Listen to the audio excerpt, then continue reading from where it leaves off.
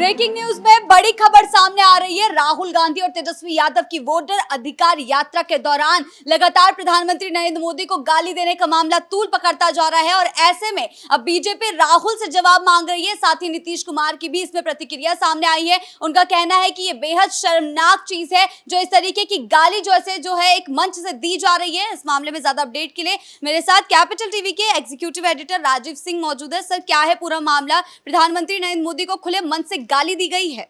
देखिए, राहुल गांधी के मोहम्मद की दुकान आपने सुनी होगी। मैंने सही कहा, मोहम्मद कहा, मैंने मोहब्बत नहीं कहा। और गाली देने वाला कौन है? मोहम्मद रिजवी उर्फ राजा। ये मैं बताना चाह रहा हूँ कि राहुल गांधी की कोई मोहब्बत की दुकान नहीं है, मोहब्बत की दुकान है। और ऐसे ही मोहम्मद रिजवी टाइप के लोग जो कांग्रेस के राजा बाबू हैं, गाली इसने खुद से नहीं दी। इसकी इतनी जुर्रत नहीं होगी कि राहुल गांधी उस एरिया में हैं, कुछ देर पहले वहाँ थे, तेजस्वी थे और बड़े बड़े नेता सीएम्स वगैरह थे अन्य स्टेट्स के, जो कांग्रेस के कहा जाए तो चटुकार कुछ सीएम हैं। और मोहम्मद रिजवी पीएम मोदी की माँ को गाली देता है।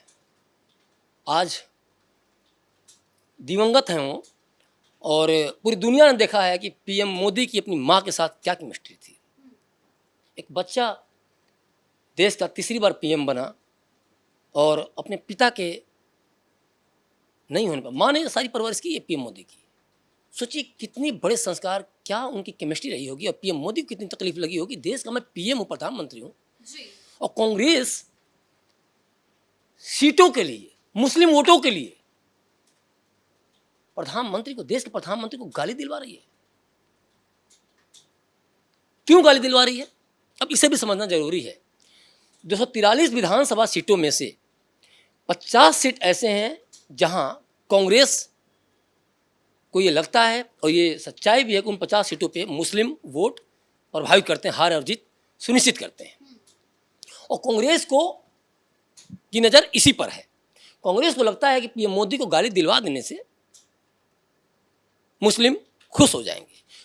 कांग्रेस मुस्लिमों को इतनी बड़ी मूर्ख समझती है, उसको लगता है कि बस गाली गलौज, राम मंदिर का विरोध, संविधान का विरोध, लोकतंत्र खतरे में है, जनता का अधिकार लूटे जा रहे हैं, मोदी वोट चोर हैं, इस तरह की बातें करेंगे तो मुसलमान खुश हो जाएगा।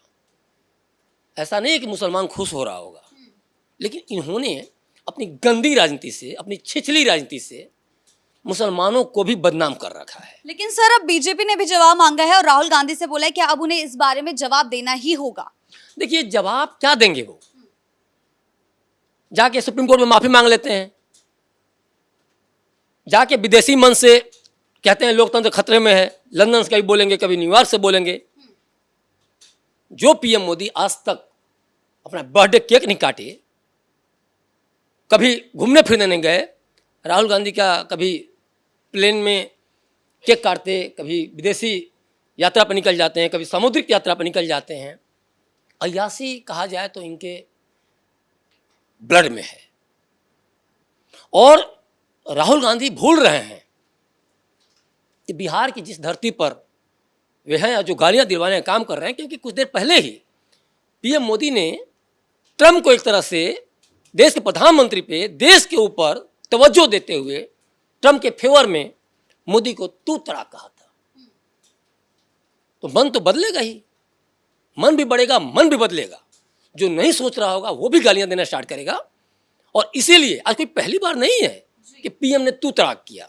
अमित शाह जी को, जो हमारे गृह मंत्री हैं, उनको भी तू तड़ाक अमित शाह ने ऐसा कहा। देखिए, कांग्रेस में भी बहुत सारे ऐसा नेता हैं जो कि इंदिरा गांधी के समय के हैं, राहुल गांधी की दादी के समय के हैं, 80 की लगभग उम्र के हैं, चाहे वो कमलनाथ हों, दिग्विजय सिंह हों या गुलाम नबी आज़ाद हों।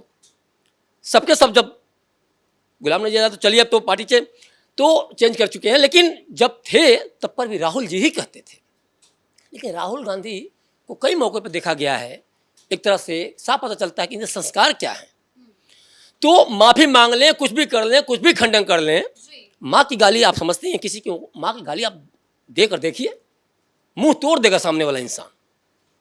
और आप माँ को गाली माता जानकी के धरती पर दे रहे हैं, उस एरिया में दे रहे हैं, और ये सोच रहे हैं वोट ले लेंगे हम।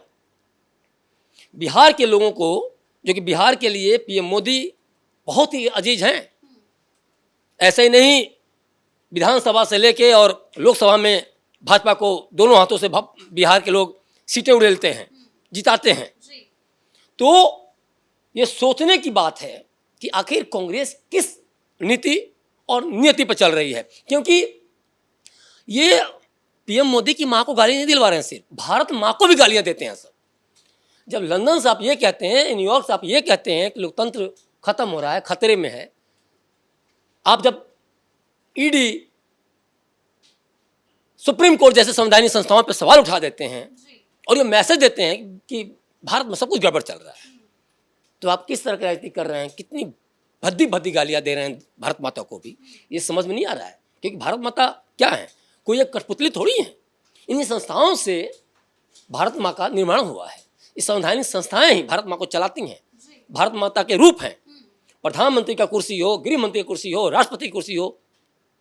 ज्ञानी जैल सिंह ने एक बार कहा था कि इंदिरा गांधी कहेंगे तो मैं झाड़ू भी लगा दूंगा, और उसी ज्ञानी जैल सिंह से राहुल गांधी के पिताजी को डर लग रहा था, जबकि 414 सीट थी उनकी उस समय कांग्रेस की। मैं ये बात क्यों कह रहा हूं, ये डर, गालियों की संस्कृति कांग्रेस की रही है, और इनको जवाब देना होगा। और जवाब ये भले ही सब के तौर पे कुछ भी दे दें, लेकिन बिहार की जनता ये बताएगी कि पीएम को गाली देने का मतलब, एनडीए को गाली देने का मतलब। अभी नीतीश कुमार ने मुख्यमंत्री रोजगार योजना के तहत 10,000 की पहली किस्त सितंबर में जारी करने की घोषणा की है, और 6 महीने बाद जब आकलन हो जाएगा तो 2 लाख तक ये फंड दिया जाएगा। मतलब पीएम मोदी की, एनडीए की हमेशा जनता केंद्रित नीति रही है, विकास केंद्रित नीति रही है, गालीबाज संस्कृति कभी नहीं रही है। तो ये बहुत बड़ा, अगर देखा जाए चुनावों में एक बड़ा मैसेज गया है। सर, प्रधानमंत्री नरेंद्र मोदी का कई बार बिहार दौरा देखने को मिल रहा है। हाल ही में वो 2 से 3 बार बिहार आ चुके हैं और अब दोबारा भी प्रस्तावित दौरा बताया जा रहा है। और ऐसे में इस तरह एक खुले मंच से उनको गाली देना तो बिहार की जनता पर ये काफी ज्यादा प्रभाव डालेगा, और तो चुनावों में इसका सीधा सीधा असर महागठबंधन के खेमे में जरूर पड़ेगा। देखिए, मैं बार बार कह रहा हूँ कि सांप्रदायिकता की राजनीति कांग्रेस करती रही है, राजद करती रही है। लालू के जो पुत्र हैं तेजस्वी यादव, इन लोगों का एक ही कहना, हमारा एमआई समीकरण ही हमारा सब कुछ करेगा। हालांकि इस एमआई समीकरण के लिए, मुस्लिम यादव के लिए इन्होंने कितना किया इनको पता है। सामाजिक न्याय के नाम पे लालू ने कितना जगाया इनको पता है। चौराहा विद्यालय के नाम पे इन्होंने कितना लूटा है यादवों के नाम पे इनको पता है। पूरा का पूरा चारा का पैसा खाकर गबन करके बैठ गए, आज भी भुगत रहे हैं। पूरा का पूरा लालू परिवार एक तरह से हर दिन ईडी सीबीआई के रडार पर रहता है। स्कूटर पे भैंसें ढोई गई हैं। तो चोरी की ये जो संस्कृति इनकी रही है, कोई नई बात नहीं है। गालीबाज की जो संस्कृति रही है, कोई नई बात नहीं है। और इसके चुनाव पे इसलिए असर पड़ेगा क्योंकि ये जो मैंने बताया कि 17-18% जो मुस्लिम हैं, जो 50 सीटों पे सीधा प्रभाव रखते हैं, इसी को देख के इनको लगता है कि ये कहीं भी खेमे में अगर हमारे आते हैं किसी भी तरह से, तो इसका असर पड़ेगा, हमें वो सीटें मिल जाएंगी। लेकिन वो भूल रहे हैं कि मुस्लिम भी आज के डेट में जागरूक है। उनको पता है कि नीतीश कुमार ने जो कब्रिस्तान के जो घेरे का काम करवाया था, नीतीश कुमार ने करवाया था। मदरसा शिक्षकों की बहाली नीतीश कुमार ने करवाया था। उर्दू शिक्षकों की बहाली नीतीश कुमार ने करवाया था। उर्दू ट्रांसलेटर की बहाली नीतीश कुमार ने करवाया था। एनआरसी को लेकर बवाल हुआ था, नीतीश कुमार ने विरोध किया था। तो नीतीश कुमार ने और एनडीए ने कभी भी डेवलपमेंट के काम में या किसी योजनाओं में कभी भी हिंदू मुस्लिम नहीं देखा। लेकिन ये क्या कर रहे हैं, ये हिंदू मुस्लिम संप्रदायवाद की जो राजनीति कर रहे हैं, जो जातिवाद की राजनीति कर रहे हैं, और ये सोच रहे हैं कि इस आधार पर बिहार की जनता वोट दे देगी। तो बिहार की जनता इतनी नासमझ नहीं है।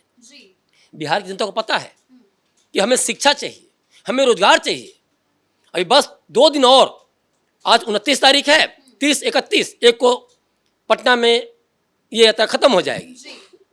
इतने दिन इन्होंने क्या किया, 17 तारीख से यात्रा कर रहे हैं ना, लेकिन इनको पता है कि एक भी दिन शिक्षा पे मुस्लिमों के लिए ये क्या करना चाहते हैं, मुस्लिमों को शिक्षा के लिए, उनके बच्चों के रोजगार के लिए ऐसा क्या करना चाहिए इनको जो कि अन्य नागरिकों की उसमें कंपेयर करते हुए या फिर उनके समकक्ष को खड़े हो सके। इनके पास कोई रोड मैप नहीं है और हर दिन वोट चोरी, वोट चोरी, वोट चोरी। और जबकि पूरा इतिहास कांग्रेस का रहा है, पूरा इतिहास राजद का रहा है।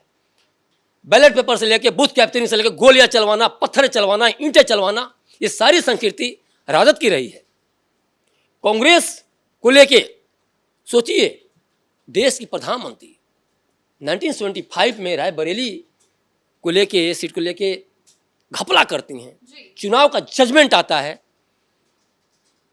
इसी सुप्रीम कोर्ट का उस पे कोर्ट का इलाहाबाद हाई कोर्ट का आदेश उस पे आता है, उसके बाद इमरजेंसी लागू कर देना। ये सारा कुछ कौन कर रहा था?